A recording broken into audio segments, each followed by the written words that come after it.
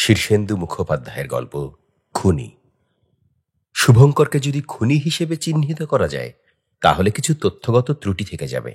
কারণ বস্তুত শুভঙ্কর এখনো কাউকে খুন করেনি, কিন্তু তাকে যারা খুব ঘনিষ্ঠভাবে জানে তারা অবশ্যই স্বীকার করবে যে শুভঙ্করের মধ্যে যাকে কিলার ইনস্টিংক্ট বলে তা আছে।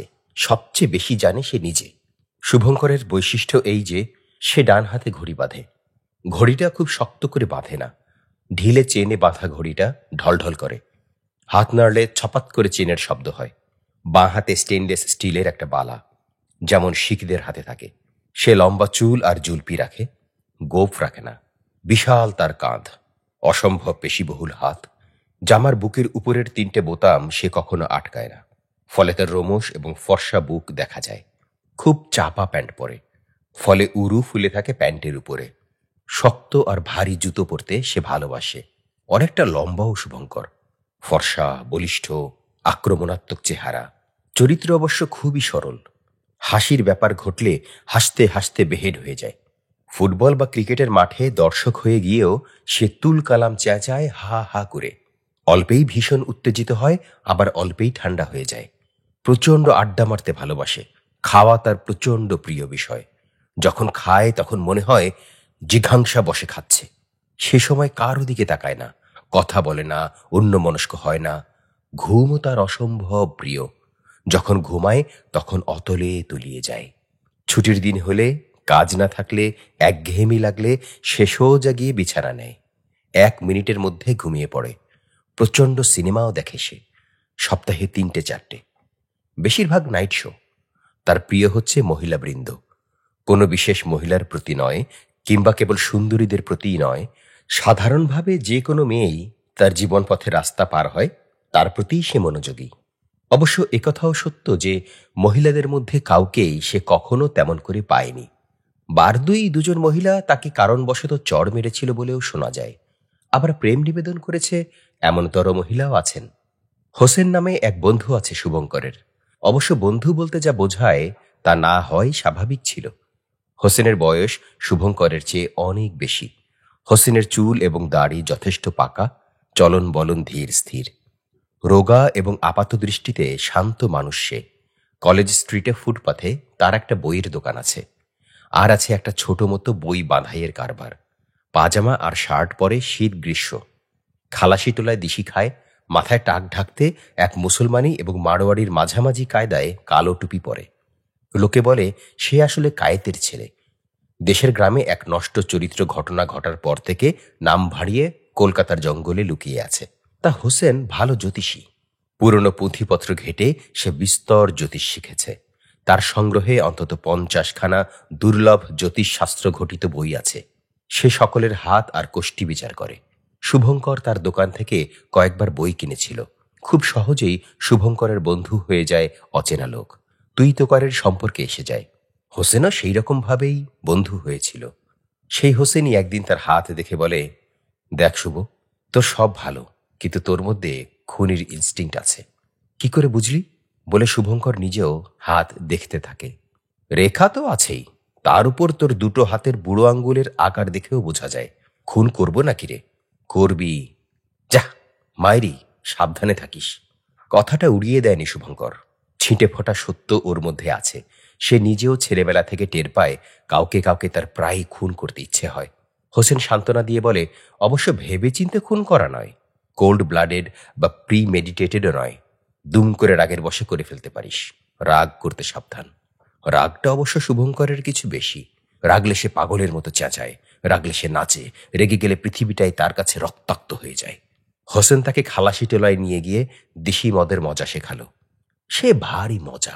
প্রথম ঝাঁজ আর স্বাদ পার হয়ে মদের হৃদয়ে পৌঁছে যেতে পারলে এক ক্রিকেটের জগৎ।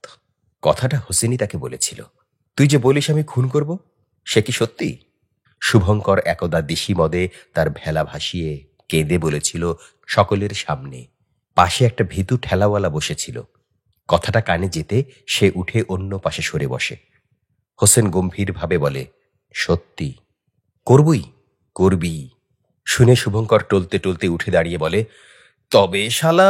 হোসেন হাত ধরে টেনে তাকে বসিয়ে দিয়ে বলে, আজ থাক। না, আজই। করবই যখন এখনই করে ফেলি, পরে করিস। শুভঙ্কর বায়না করতে থাকে, না আজই।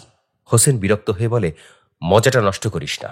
এতগুলো লোক তেষ্টা মেটাতে এসেছে, এখানে ব্লাডশেড হলে সবাইকে তেষ্টা নিয়েই পালিয়ে যেতে হবে। না, এখানেই একটা খুন, মাত্র একটা। শুভঙ্কর প্রায় কেঁদে ফেলে। হোসেন গম্ভীর হয়ে বলে, কি দিয়ে করবি? ছোড়াটোরা আছে? না তো। তবে বসে যা, ভালো করে খা, ফেজটা কেটে যাবে। গেল। শুধু হোসেন নয়, আরো কয়েকজন বলেছে। যেমন কুমকুম নামে একটি মেয়ে একবার বলেছিল, আপনার যা চেহারা, ঠিক গুন্ডার মতো। নাকি? সত্যি? সত্যি। আমি কাল রাতে স্বপ্নে দেখেছি আপনি টগরকে গলা টিপে মেরে ফেলেছেন। সত্যি? বিশ্বাস করুন। স্বপ্ন যদিও, কিন্তু স্বপ্ন তো লোকে এমনি এমনি দেখে না, কিছু একটা সত্যি থাকেই। টগরকে খুন করার অবশ্য কোনো কারণ নেই। টগর শুভঙ্করদের বাড়ির পুরনো চাকর। তার বয়স ৮০-র উপরে। সে চোখে ভালো দেখে না, কানে শোনে না। প্রায় ৫০ বছর ধরে এ বাড়িতে চাকরের কাজ করার পর সে ঝিম মেরে গেছে। ভুল বকে, ভুল করে, ভুল শোনে, এমনি একদিন মরে টরে যাবে। ভীমরতি খুব হয়েছে এখন। তাকে প্রচণ্ড ভালোবাসে শুভঙ্কর, বাড়ির সবাই বাসে। শুভঙ্করের মা তাকে নিজের হাতে ভাত বেড়ে খাওয়ায়। তবু শুভঙ্কর ব্যাপারটা ভেবে দেখে, একটু ভয় হয়। নিজের দুহাতের বুড়ো আঙ্গুল নিয়ে চিন্তা করে, হাতের রেখা নিয়ে ভাবিত হয়, তার ভিতরে অবিশ্বস্ত খুনি কি সত্যিই লুকিয়ে আছে। শুভঙ্কর সম্প্রতি একটা বেশ ভালো চাকরি পেয়েছে, এ গ্রেড কোম্পানির জুনিয়র অফিসার। প্রচুর টাকা কামায়। চাকরিটা অবশ্য ধার করা করে হয়েছিল। তার এক বিখ্যাত প্রভাবশালী জ্যাঠামশাই আছেন, আত্মীয় নন, ডাকের জ্যাঠামশাই। তিনি অনেককে চাকরি দিয়েছেন, শুভঙ্করকেও। শুভঙ্কর প্রচুর টাকা মাইনে পায়। কিছু করার নেই অত টাকা দিয়ে, সে ওড়ায়। মাসের প্রথম দিকে পার্ক স্ট্রিটের রেস্তোরাঁয় সে বন্ধু বান্ধব নিয়ে গিয়ে হল্লা চিল্লা আর খানাদানা করে। মাসের প্রথম দিকে পার্ক স্ট্রিটের রেস্তোরাঁয় সে বন্ধু বান্ধব নিয়ে গিয়ে হল্লা চিল্লা আর খানাদানা করে। মেয়ে ছেলেদের নাচ দেখে। একদিন একটা বড় রেস্তোরাঁয় বেয়ারা টিপস নিয়ে তাকে সেলাম দেয়নি। শুভঙ্কর এত রেগে গিয়েছিল যে বলার নয়। সোজা উঠে গিয়ে বেয়ারার ঘাড় ধরে টেবিলের সামনে হিঁচড়ে নিয়ে এলো। মাথার টুপি ফেলে দিল ঝাপড় মেরে। মাথাটা নুইয়ে ধরে প্রচণ্ড ঘুষি তুলেছিল। বন্ধুরা ধরে ফেলে। সেই ঘটনার সাক্ষী সুদেব পরে নেশা কেটে গেলে ওই একই কথা বলে, তোর ভেতরে একটা ভয়ঙ্কর ক্রুয়েলিটি আছে।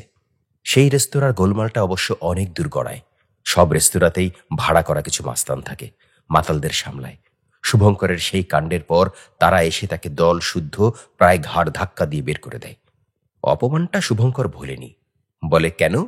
রেস্তোরাঁর বেয়ারাটা আর একটু হলে খুন হয়ে যেত। যা, সত্যি তোকে পুরো খুনির মতো দেখাচ্ছিল। দূর। শুভঙ্কর উড়িয়ে দেওয়ার চেষ্টা করে। সুদেব সিরিয়াস ভাবে বলে, উড়িয়ে দিও না বাপ, আর একটু হলে খুনটা হয়েও যেতে পারত। কিভাবে?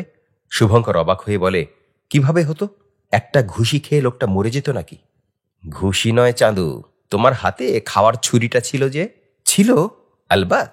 সেটা নিয়েই তো তুই উঠে গেলি। লোকটাকে ধরে ছুরি শুদ্ধ তার হাত উপরে তুলেছিলি মারবার জন্য। শুভঙ্কর শিউরে ওঠে। খুব বেঁচে গেছে সে। সে নিজের হাতের বুড়ো আঙ্গুল দুটোর দিকে চেয়ে থাকে। আঙ্গুল দুটোর মাথা মোটা, চওড়া। অন্য আঙ্গুলগুলোর সঙ্গে সে দুটোর অনেক পার্থক্য। সানি নামে একটা মেয়ের সঙ্গে লেকে বসেছিল শুভঙ্কর সন্ধেবেলা। এই সময়টায় শুভঙ্করের অবসরপ্রাপ্ত বাবাও আরও কয়েকজন বুড়ো মানুষের সঙ্গে লেকের ধারে হাঁটাহাঁটি করেন। তখন হেমন্তকাল, তাই কিছু হিম পড়ে। বুড়ো মানুষদের পক্ষে ঠান্ডা ভালো নয়। উপরন্তু লেকের গাছগাছালি থেকে বিশ্রামরত পাখিরা আচমকা গায়ে মাথায় পুরিশ বর্ষণ করে। তাই শুভঙ্করের বাবা একটা ছাতা নিয়ে যান। সেইটে মাথায় ধরে হাঁটলে ঠান্ডাও লাগে না, পাখিদের অবিমৃষ্যকারিতা থেকেও আত্মরক্ষা চলে। সানিকে নিয়ে লেকে বসে প্রেমপূর্ণ কথাবার্তা বলার সময়ে সে হঠাৎ বাবাকে দেখল। ছাতা মাথায় কয়েকজন বুড়োর সঙ্গে হেঁটে যাচ্ছেন। বাবাকে দেখে সতর্ক হওয়ার কিছু নেই। ছানি কাটা চোখে এখন আর অতটা দৃষ্টিশক্তি নেই। তার উপর শুভঙ্কর সানিকে নিয়ে একটু অন্ধকার ঘেঁষে বসেছে। বাবা বুঝতে পারবেন না। শুভঙ্কর সানির কানে কানে বলল, সানি, ওই তোমার হবু শ্বশুর যাচ্ছে। কই, কোথায়? বলে সানি কৌতূহল দেখায়। এরকম অনেক মেয়েকেই বলে শুভঙ্কর। শেষ পর্যন্ত তার বাবা যে কার শ্বশুর হবেন সে বিষয়ে ঘোর অনিশ্চয়তা আছে। ওই যে ছাতা মাথায়, অনেককে দেখছি, 4-5 জন। ওরা সবাই কি শ্বশুরশিপের জন্য অ্যাপ্লিকেন্ট নাকি? যা, লজ্জা পেয়ে শুভঙ্কর বলে, ওই যে রোগামতো সামনের জনের পরে যে যাচ্ছে, তোমার বাবা। সানি এই বলে অন্ধকারে যতদূর সম্ভব দেখার চেষ্টা করে। ঠিক এই সময়ে কতগুলো চ্যাংড়া ছোড়া ওপাশ থেকে বুড়োদের উদ্দেশ্য করে সুর করে চেঁচিয়ে বলতে থাকে, বৃষ্টি পড়ে টাপুর টুপুর, বৃষ্টি পড়ে টাপুর টুপুর। বুড়ো মানুষেরা এই আওয়াজ শুনে দ্রুত হাঁটেন। একজন ম্লান স্বরে অন্যজনকে বলেন, নাতিরা কি বলছে শুনছেন? অন্যজন অর্থাৎ শুভঙ্করের বাবা উত্তর দেন, ওরা বুঝবে কি, বয়স হলে বুঝবে, ছাতার কেন দরকার হয়। কিন্তু অপমানটা সহ্য করতে পারেনি শুভঙ্কর, বিশেষত যখন সানি সঙ্গে রয়েছে এবং সবই শুনতে পাচ্ছে। ছোড়াদের আওয়াজ শুনে সানি হেসে ফেলে বলল, কি বলছে শুনেছ? মা গো, পারেও দুষ্টু ছেলেরা বুড়োদের খেপাতে। শুভঙ্কর সেই মুহূর্তেই বুঝতে পারে যে তার ভিতরে সত্যি খুনি ইনস্টিংক্ট আছে। এই শালা বলে লাফিয়ে উঠে ছুটে গেল সে। ডান হাতে ঘড়ি, বাঁ হাতে বালা, লম্বা ঝাঁকড়া চুল মাথায়। তার চেহারাটা তখন সাংঘাতিক দেখাচ্ছিল। সে প্রায় ছেলেগুলোর উপর লাফিয়ে পড়ল। সব ছেলেই কিন্তু সন্ডাগুন্ডা নয়, এই ছেলেগুলো ভীতু টাইপের ছিল। শুভঙ্করের চেঁচানি শুনে পালালো তারা। বাবাকে অপমান, আমার বাবাকে নিয়ে ঠাট্টা। ছেলেগুলো দৌড়ঝাঁপ করে পালিয়ে গেল। সন্ধেবেলাটা খাট্টা হয়ে গেল এক্কেবারে। সানি পরে বলল, শুভ, তোমাকে বিয়ে করতে ভয় হয় কেন?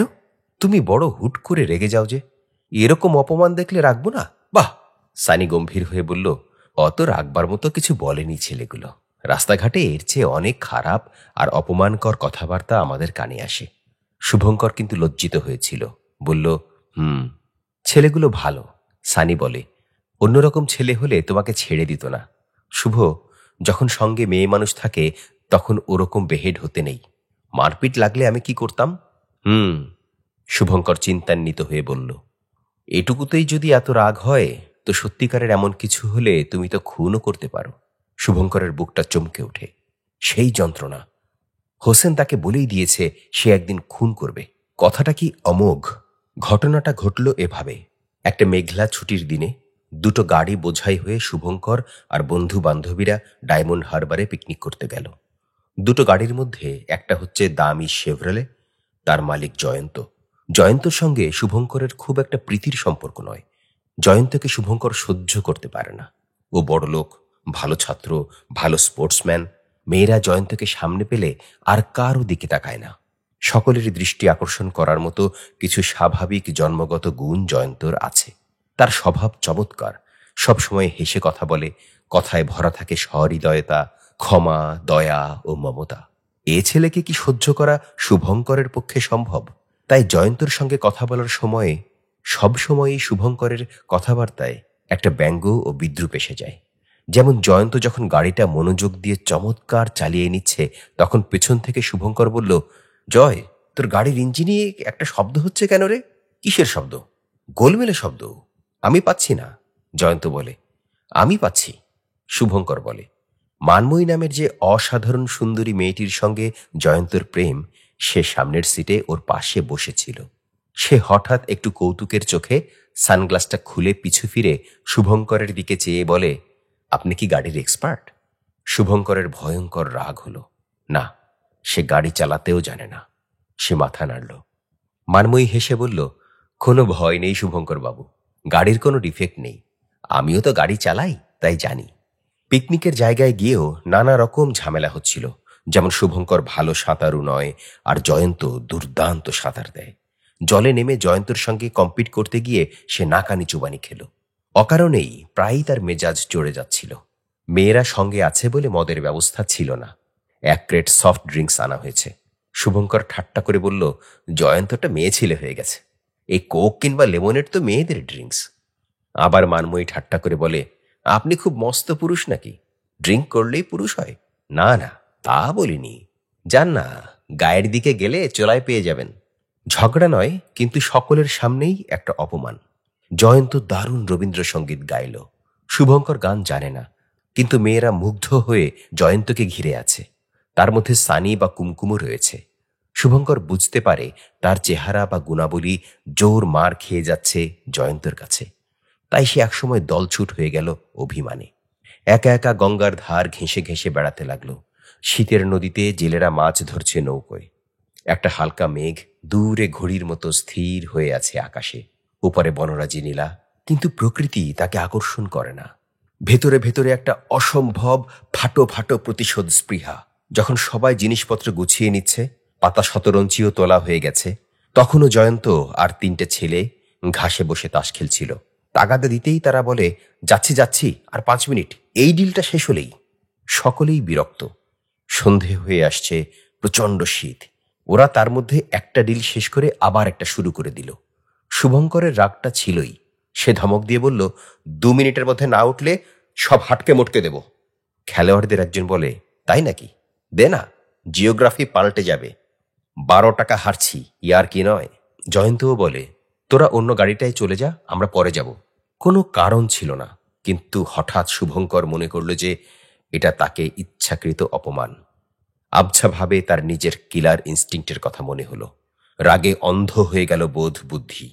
সে লাফিয়ে পড়ে 2 লাথিতে ছিটকে দিল সকলের হাতের তাস। জড়ামড়ির মধ্যে একটা নির্ভুল লাথি কষালো জয়ন্তর পেটে। সবাই অবাক। তারপরই লাফিয়ে উঠে সবাই তাকে ধরতে চাইছিল। শুভঙ্কর একটা ঝটকা মেরে ছুটে গেল। মস্ত একটা ডেগের মধ্যে বাঁটি, ছুরি, হাতা, খুন্তি সব ভরা হয়েছে। ডেকটা তোলা হয়েছে গাড়ির ক্যারিয়ারে। শুভঙ্কর গিয়ে সেটার ভেতর থেকে মাংস কাটা ছুরিটা টেনে নিয়ে এলো। সবাই বাধা দিচ্ছে। জয়ন্ত লাথি খেয়েও উঠে দাঁড়িয়েছে অবাক হয়ে। শুভঙ্কর সকলের হাত ছাড়িয়ে তার দিকেই ছুটে গেল। কিছুই হয়নি। হোসেনের কথাটা ফলেনি আজও। কি করে ফলবে? ছুরি হাতে যখন ছুটে যাচ্ছিল শুভঙ্কর, তখনও নিশ্চিত সে জানত আজ সেই আশ্চর্য ঘটনাটা ঘটবে, যা কখনো ঘটেনি, কিন্তু ঘটার অপেক্ষায় আছে। সে তাই নিশ্চিত সেই পরিণতির দিকে বইয়ে দিয়েছিল নিজেকে। দৌড়ে গিয়ে জয়ন্তর সামনে একটা হাত তুলে কি একটা দুর্বোধ্য চিৎকার করে উঠেছিল। জয়ন্ত তার ব্যথাতুর মুখখানায় সামান্য হাসি হেসে বলল, দূর শালা, এভাবে লাথি মারতে আছে? খুব লেগেছে রে। মানুষ এরকম সহৃদয় ভাবে তার আক্রমণকারীর সঙ্গে কথা বললে মারা যায়? সবাই শ্বাস বন্ধ করে চোখ বুজে যখন রক্তপাত এবং মৃত্যুর অপেক্ষা করছে, তখন জয়ন্ত হাত বাড়িয়ে শুভঙ্করের কাঁধ ধরে বলল, আমাকে একটু ধরে ধরে নিয়ে যা। শুভঙ্কর হতভম্ব হয়ে বুঝল সে পারেনি, জোর বেঁচে গেছে। হোসেন বলে, খুব সাবধান শুভ, তুই একদিন খুন করবি। শুভঙ্কর বলে, যা। হোসেন বলে, করবি। শুভঙ্কর বড় ম্লান হয়ে যায়। আবার ভাবে, আমার মধ্যে যে অচেনা লোকটা আছে, যে খুনি, তাকে একবার পেলে হতো। শুভঙ্কর বলে, করব। শুভঙ্করকে।